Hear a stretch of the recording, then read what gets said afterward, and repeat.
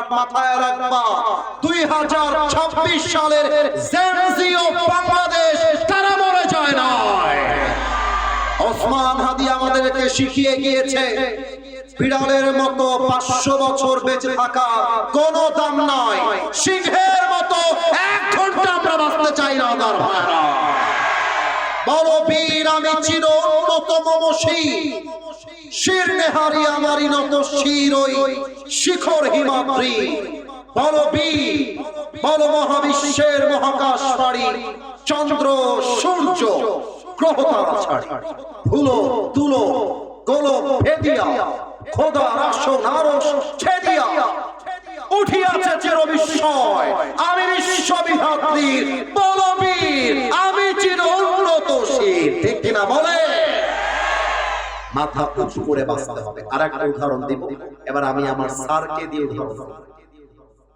আমাদের স্যার হচ্ছেন নওগাঁর এমপি। এবার আপনাদের কথা বলার পালা। স্যার আমাদের কোথাকার এমপি? আস্তে কেন না, জোরে গতি হবে রে ভাই। কোথাকার এমপি? আর আমি একজন রিকশাওয়ালার ছেলে। লজ্জা পেলেন মনে হয় আপনারা? কিসের লজ্জা? আমার বাপ রিকশা চালায়, আমার বাপ ধানের খেতে কাজ করে, আমার বাপ দিন মজুর, আমার বাপ কুলিওয়ালা, আমার বাপ ঠেলাওয়ালা, আমার বাপ বাজারের দোকানদার, আমার বাপ ভ্যানওয়ালা। আমার গৌরবের বিষয়, আমার বাপ তো অন্য নেতার মতো ঘুষের টাকায় চলে না যুবক মারা। ঠিক কিনা বলে? সব নেতা ঘুষখোর তা কিন্তু বলে নাই। তো স্যার হচ্ছেন এমপি, ওনার ছেলে একটা অন্যায় করেছে, ওই একই অন্যায়টা আমি রিকশাওয়ালার ছেলে করেছি। আমাকেও পুলিশ ধরেছে, ওনার ছেলেকেও পুলিশ ধরেছে। কোরআনের রাজনীতি মানে হচ্ছে গরিবের ছেলের যেই বিচার হবে এমপির ছেলের সেই বিচার করবে। গরিবের বেলায় আইন চলবে 100তে 100 বিচার, আর এমপির বেলায় আসলে টাকার ক্ষমতার জোর চলবে। এটা আল্লাহর কোরআনের রাজনীতি হতে পারে না। এবার একটা প্রশ্ন করছি, এবার বেঁধে যেতে পারেন, আপনি কেউ বাধা নাই, এবার একটু বাধতে পারেন। বলেন তো আমার নবীজির যেই পুত্র সন্তান দুনিয়াতে এসেছে তথা ছেলে সন্তান, বাঁধবেন না বলে আমার বিশ্বাস। দুনিয়াতে নবীজির কোন ছেলে সন্তান কেউ কি বেঁচে ছিল?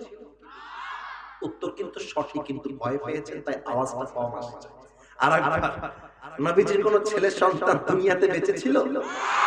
ছিল না। তবে নবীজি বেঁচে ছিল না মানে হচ্ছে আসছে কিন্তু থাকতে পারে নাই, বিদায় নিয়েছে।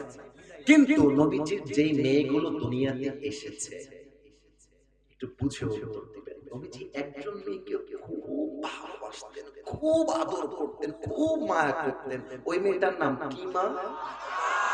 মাশাআল্লাহ, রাইট আনসার। আরেকবার, কি মা? রাদিয়াল্লাহু তাআলা আনহা। কোরআন বলছে তোমরা যদি রাষ্ট্রে ইনসাফ কায়েম করতে চাও অনেক বাধা আসবে, গুলি আসবে, জেল আসবে, জুলুম আসবে, হতাশ হয়ো না। ওয়া মান ইয়াতাওয়াক্কাল আলাল্লাহি ফাহুয়া হাসবুহু। Whoever trusts in Allah subhanahu wa ta'ala, Allah is sufficient for him. আল্লাহ বলছে যে বান্দা যুদ্ধে, বিপদে, আপদে, কষ্টে, দুঃখে আমি আল্লাহকে ভরসা করতে পারে, আমি আল্লাহ একাই তার জন্য যথেষ্ট হয়ে যাই। সুবহানাল্লাহ। তার প্রমাণটা দিব, তারপরে দোয়া হয়ে যাবে। বলেন তো ফাতেমা যে পুরুষকে বিয়ে করেছিলেন, মাশাআল্লাহ, আলী রাদিয়াল্লাহু তাআলা আনহু। এবার সবাই মিলে বলতে হবে। বলেন তো ফাতেমা যে বীর বাহাদুরকে বিয়ে করেছিলেন সেই বীর বাহাদুরের নাম কি ছিল? আলী রাদিয়াল্লাহু তাআলা আনহু। এবার আমার দুই হাতের দিকে সবাই তাকান, হাত তুলতে হবে, কাউকে হাত তুলতে হবে। একটু আমাকে উত্তর দিলে ভালো হয়। আমার এই দুই হাত কি দেখা যায়? ভাই আস্তে বলবে কেন, জোরে বলো, দেখা যায়? এই দুইটা হাত যে আমি তুলেছি, আমি হাত যেদিক যেদিক ইঙ্গিত করব আপনাদের চোখ ওই দিক যাবে। এই মুহূর্তে আমি অনেক আয়াত এই পর্যন্ত তেলাওয়াত করেছি, আপনারা সাক্ষী। কিন্তু আমি এখন একটা হাদিস এই মুহূর্তে right now at this moment আমার ডান হাতটা খেয়াল করবেন। ডান দিকে একবার তাকান। এখানে যুবকদেরকে দিয়ে একটা দেয়া আছে না নাই? এটা দেয়াল না আমি জানি, বাট আমি এটার নাম দিলাম ডান দেয়াল। এবার বলেন কি দেয়াল? এবার একটু বাম হাতের দিকে তাকান। এই পাশে একটা সামিয়ানার পর্দা দিয়ে বেড়া আছে না? কথা বলেন, আছে না? এটা হচ্ছে বাম দেয়াল।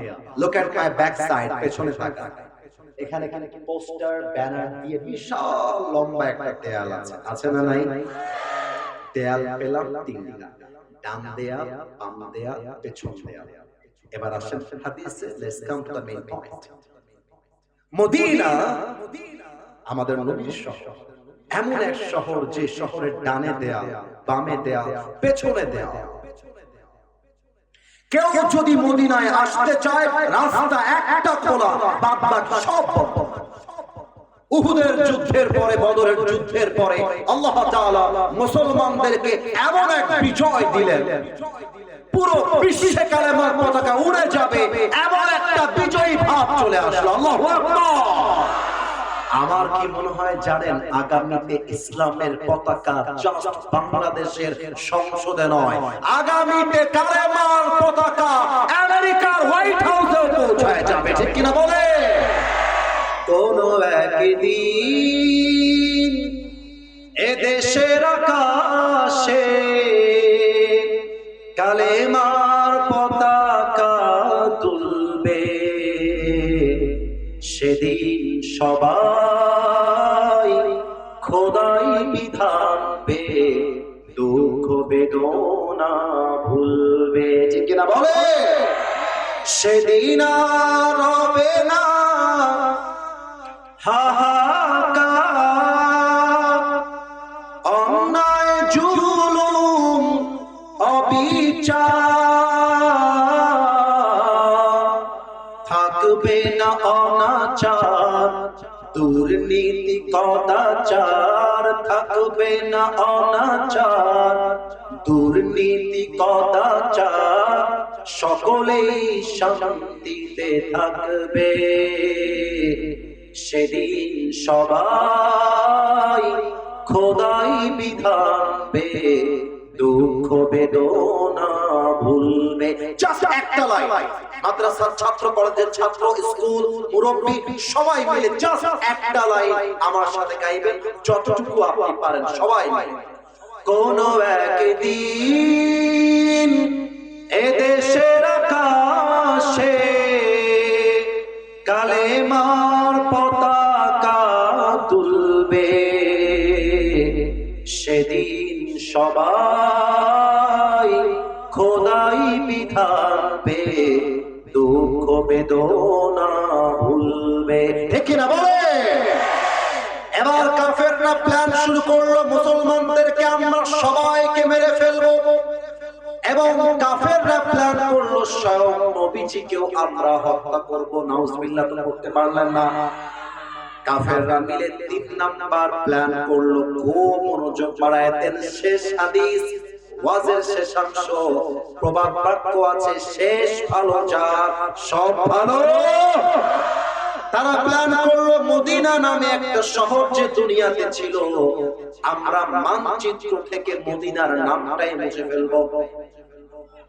এবার কাফেররা মিলে সবাই একত্রিত হয়ে মদিনায় অ্যাটাক করতে আসে। এই খবরটা নবীজির কানে পৌঁছায় গেল। নবীজি সাহাবায়ে কেরামদেরকে নিয়ে পরামর্শে বসে গেলেন। সাহাবায়ে কেরাম, এই কথাকে বল, stop, keep quiet, keep silent, কথা বলা যাবে না, হাদিস মনোযোগ দিয়ে শুনুন। সাহাবায়ে কেরামরা সামনে বসে আছে, আমি একটু মাইক্রোফোনটা হটাচ্ছি, আমার চেহারা দিকে খেয়াল রাখুন। নবীজি সবার সামনে এক্স্যাক্টলি এভাবে বসে আছেন লিডার হিসেবে, আর সাহাবায়ে কেরাম সামনে সবাই বসে আছে। নবীজি বলছে, তোমাদের মাঝে কার কাছে কি বুদ্ধি আছে আমাকে বলো, মদিনাকে বাঁচাতে হবে। এক সাহাবী দাঁড়িয়ে গিয়েছে, তার নাম হচ্ছে সালমান ফারসি। দাঁড়িয়ে বলছে, ইয়া রাসূলুল্লাহ, মদিনার ডানেও দেওয়াল, বামেও দেওয়াল, পেছনেও দেওয়াল, একটা রাস্তা খোলা। আমার মনে হয় এই পুরো রাস্তা খনন করে আপনি একটা বিশাল খাল তৈরি করবেন। নওগাঁর ভাইরা, খালকে আপনারা কি বলেন? খালি বলেন? আচ্ছা, বিশাল লম্বা খাল, প্রায় 4 থেকে 7 কিলোমিটার লম্বা। নবীজি বলছে ভালোই তো প্ল্যান তুমি দিয়েছো। আরে পানি যদি পুরো রাস্তায় থাকে, কাফেররা চাইলেও তো যুদ্ধের জন্য ঘোড়া দিয়ে অ্যাটাক করতে পারবে না, ঠিক কিনা বলে? যেই প্ল্যান সেই কাজ। পুরো রাস্তা বিশাল লম্বা খাল খনন করা হলো। কাফেররা যুদ্ধের জন্য যখন আসলো, দেখছে পুরো রাস্তা পানি আর পানি, পানি আর পানি, পানি আর পানি। এক কাফের, নামটা আমি আগে বলবো, and then you have to repeat after me, এরপর আপনাদেরকে বলতে হবে, আর বলতে হলে শুনতে হবে। নাম হচ্ছে আমর বিন মারহাব। এবার আপনাদের পালা। আমর বিন কি হাব? জোরে বলেন ভাই। আমর বিন মারহাব। আমর বিন কি হাব? মারহাব। সে বলছে এই পানি দিয়ে আমি আমর বিন মারহাবকে আটকে রাখা যাবে না, আমি সাঁতরে গিয়ে মদিনায় অ্যাটাক করব। লাফ দিয়েছে পানির ভিতরে, সাঁতরে সাঁতরে সাঁতরে সাঁতরে মদিনায় পৌঁছায় গেছে। মদিনায় ঢুকে চিৎকার দিয়ে বলছে, এই মুসলমান কাপুরুষের বাচ্চারা, কে আছিস আমার সঙ্গে যুদ্ধ করবি? বুকের পাটা থাকলে আয় আমার সঙ্গে। এক চিৎকার,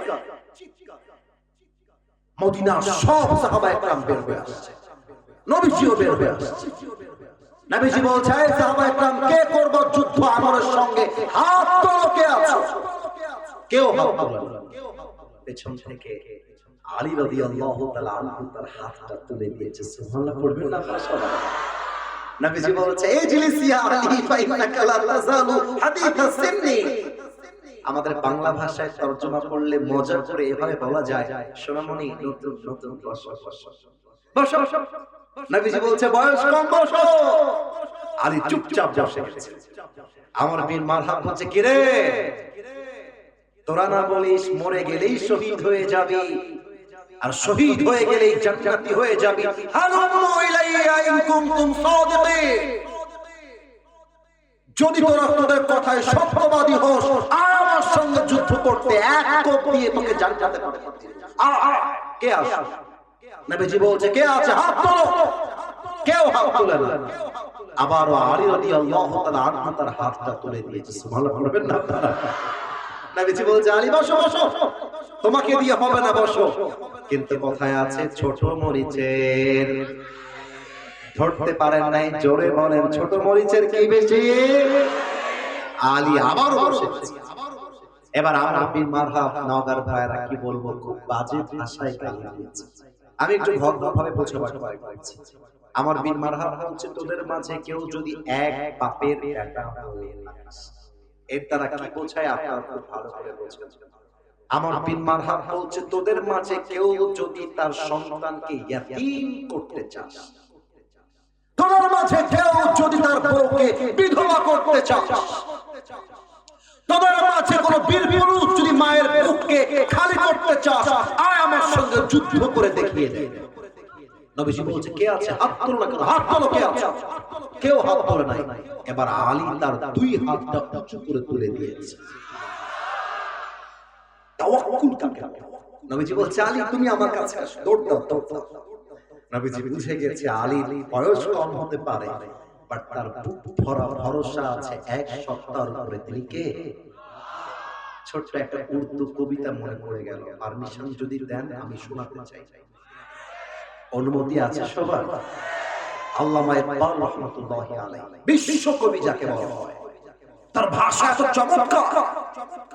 ইভেন আমার তো বিশ্বাস, আমি যদি উর্দু বলার পরে বাংলা তরজমা নাও করি, ৯৫% মানুষ তার তরজমা অটোমেটিক বুঝে যাবে, এতটা চমৎকার তার লেখা। আমার কথা যদি আপনারা বুঝতে পারেন, উর্দু কথাগুলো এখন যেমন ঠিক ঠিক বলছেন, আমার উর্দু কথার মাঝেও আপনারা ঠিক বলে বোঝাবেন যে ইয়েস হুজুর, আপনার কথা আমরা মহাদেবপুরের মানুষ বুঝতে পেরেছি। আল্লামা ইকবাল তাওয়াক্কুলকে ঘিরে লিখেছেন তার কবিতা। আল্লামা ইকবাল লিখেছেন, গম के बाद खुशी जरूर आती है और ये खुशी अपनी रब की तरफ से ही आती है। हर रात के बाद दिन की रोशनी जैसे छा जाती है, सब्र करने वाले बंदू को खुदा की तरफ से नियामत वैसे ही मिल जाती है। जो दुख में भी अपनी रब को याद करता है, रब उसका हाथ कभी नहीं छोड़ता। जो दुनिया से कुछ ना कहे बस अपनी रब से कहता है, उसकी दुआओं का जवाब हमेशा खामोशी में आता है। मेरे दोस्त, इसलिए जब तुझे मांगना हो तो उसी से मांग, जब तुझे पुकारना हो तो उसी को पुकार, और जब तुझे भरोसा करना हो तो उसी पर कर, क्योंकि भरोसे के काबिल, यकीन के काबिल, तवक्कुल के काबिल सिर्फ वही है, वो तेरा रब है, वो तेरा अल्लाह है। जिनकी ना बोले আল্লামা ইকবাল লিখেছেন, ভরসা করলে আল্লাহর উপরে, ঈমান আনলে আল্লাহর উপরে, কষ্টের কথা কাউকে বললে আল্লাহর সাথে, সবকিছুর ভরসা এক সত্তা। বলেন সবাই তিনি কে? আমার হাতের এই বোতলটা দেখা যায়, রাগ করবেন না, বলে দেখা যায়, এটা একটা বোতল এই মুহূর্তের জন্য।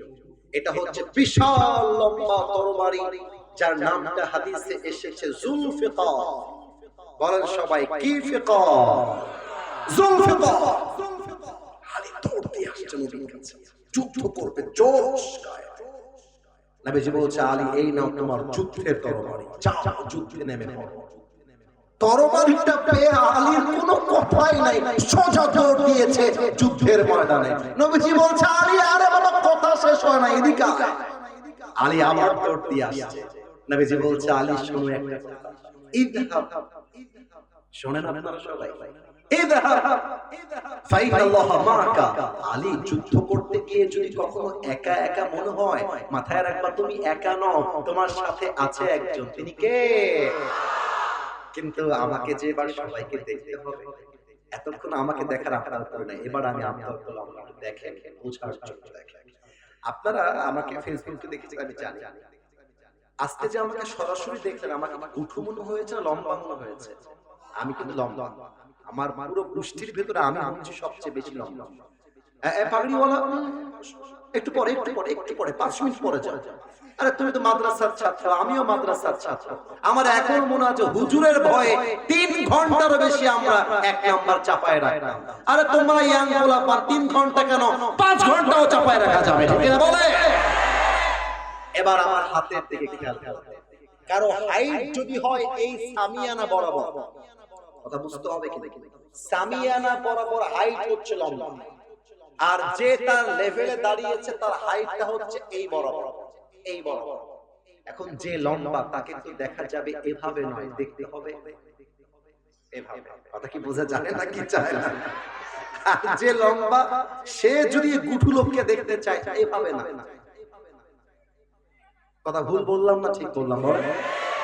আমর বিন মারহাব বিশাল লম্বা, আর আলী হাইট ছোট, কিন্তু বুকের পাটা অনেক বড়। আলী এসেছে আমর বিন মারহাবের সামনে, একদম বুকের পাটা ফুলিয়ে দাঁড়িয়ে আছে, কিন্তু আমর বিন মারহাব টিটকারি মেরে বলছে, মান আনতা আইয়ুহাল গোলাম, এই বাবু তুমি কে গো? হ্যাঁ, টিটকারি মারছে, টিটকারি মেরে বোঝাচ্ছে তুই তো আমার কাছে কিছুই না রে বেটা, তুই কে রে? আলীকে বলছে, আলী রাগ কন্ট্রোল করে বলছে, আনাল্লাযী সাম্মাতনি উম্মি হায়দারা, আমাকে আমার মা নাম দিয়েছে হায়দারা। বলছে, আরে বেটা ওইটা তো তোর উপনাম, ওইটা তোর উপাধি, আসল নাম কি তাই বল? আলী বলছে, ইসমি আলী, আমার নাম হলো আলী। আমর বিন মারহাব বলছে, আলী? আনতা আলী বিন আব্দুল মুত্তালিব, তোমার বাপ কি আব্দুল মুত্তালিব? আলী বলছে, লা আনা আলী বিন আবি তালিব, আমার আব্বার নাম আবু তালিব, আব্দুল মুত্তালিব আমার দাদা হয়।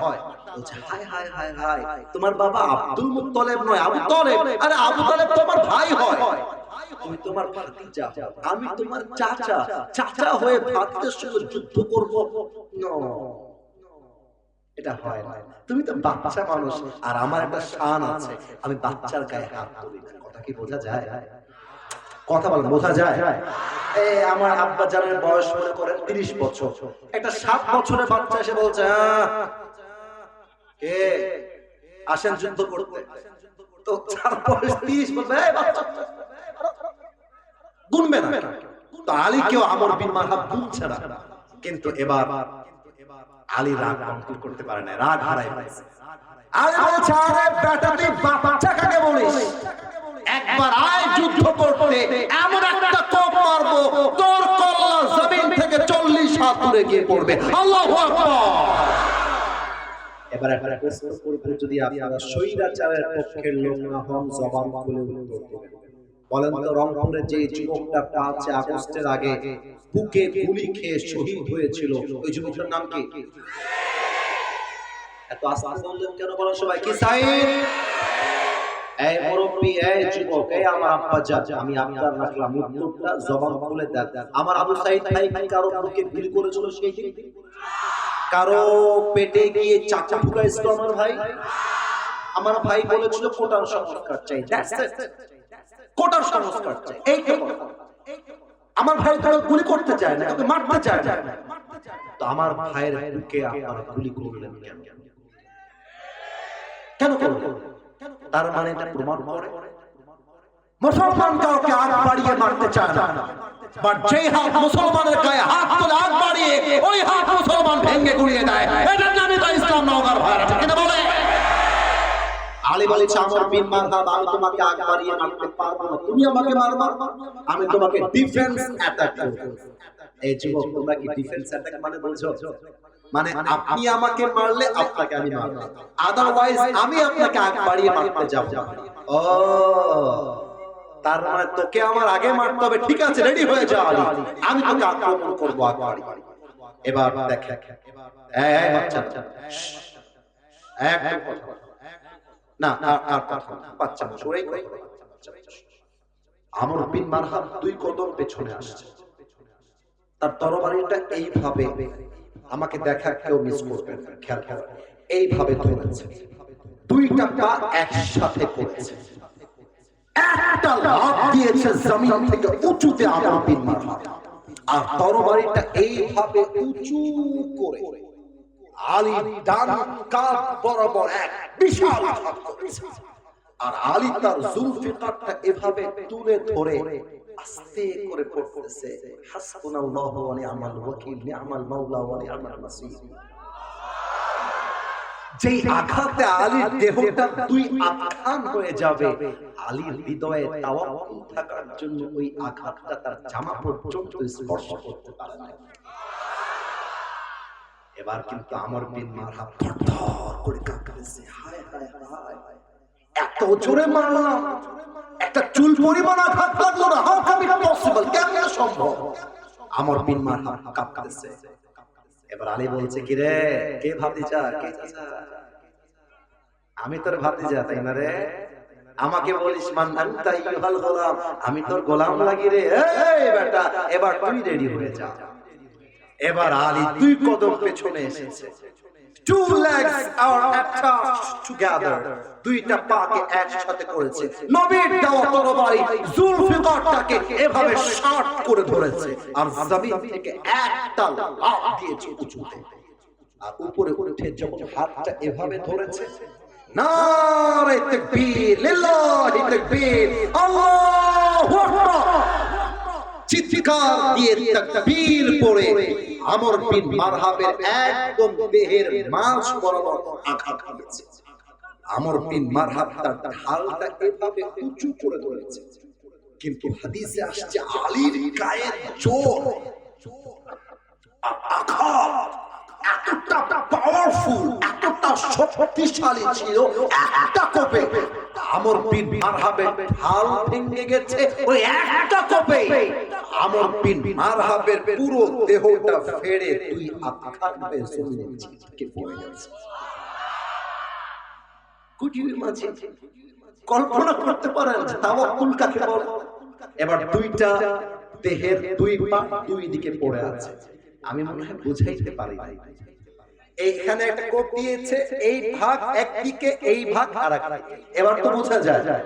তো ডান ভাগ যে এইদিকে ছিটকে পড়ে গেছে, আলী তার জুতা দিয়ে লাথি মারতে মারতে মারতে মারতে 2টাকে একসাথে করেছে, 2টা বুককে মিলাই দিয়েছে, এবার বুকের উপরে পা তুলে দিয়েছে, বাঘের বাচ্চা পা তুলে দিয়ে বলছে, এই বেটা কাফের, কাইফা তুকাতিলুনি আনতা তা'বুদু হাজারান ওয়া আনা আব্দু রাব্বি মুহাম্মদ, বেটা তুই আমাকে মারবি, তুই হলি পাথর পূজারী, তুই হলি মূর্তি পূজারী, আর আমি হলাম আমার রবের উপরে তাওয়াক্কুলকারী। আর আমার মতো তাওয়াক্কুলকারী বান্দাকে তোর মতো কাফের মারবে তো দূরের কথা, তুই তো আমার একটা বাঁকা চুলও সোজা করতে পারবি না। ঠিক কি না বলে? আমাইয়া তাওয়াক্কাল আলাল্লাহি ফাহুয়া হাসবুহ। যদি আল্লাহকে ভরসা করতে পারো, আল্লাহ একাই তোমার জন্য all the time he is enough, তিনি তোমার জন্য একাই যথেষ্ট হয়ে যাবে। সুবহানাল্লাহ পড়বেন না আপনারা সবাই? এবার সবাই মিলে দুই হাত, সবাই দুই হাত। মাশাআল্লাহ। I'm so grateful for all the people. সত্যি আমি কৃতজ্ঞ, আমি সত্যি শুকরগুজার। আপনারা আজকে শেষ পর্যন্ত বসে প্রমাণ করেছেন নওগাঁর মানুষ কোরআনকে কলিজা দিয়ে ভালোবাসে। ঠিক কিনা বলে?